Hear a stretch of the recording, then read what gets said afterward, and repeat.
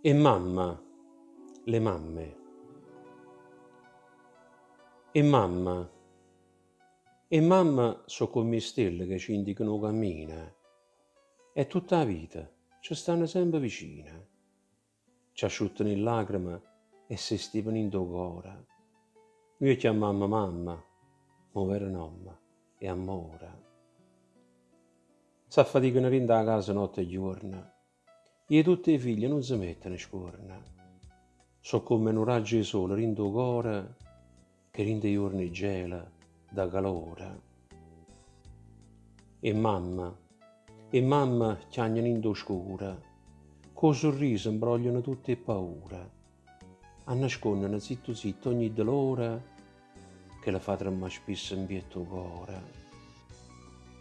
Quando siamo creature piccirille, ci sostengono ogni giorno con la manella, ci accompagnano passo passo ogni momento, e so felice quando ci vedono contente.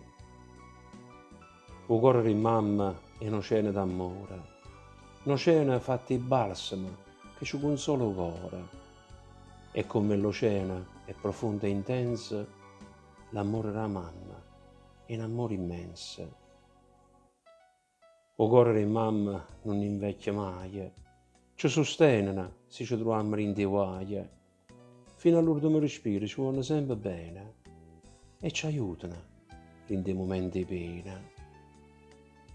Allora noi siamo sempre piccirilli, eppure quando si fanno vecchiarelle ci consolano con parole roce e noi sentiamo bisogno di sentire sempre la voce.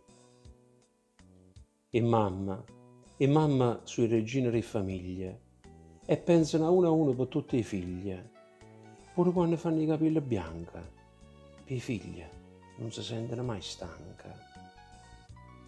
E mamma per ogni figlio hanno la vita e per ogni figlio restano ancora la vita, 10, 100 e 1000 volte ancora. E mamma e figlia ci restano pure il cuore. Sì, e mamma so come stelle, non ce ne sta nessuna brutta, so tutto quanto bella. Per tutta la vita e mamma ci portano in tuo cuore. Noi chiamiamo mamma, povera nonna e amore.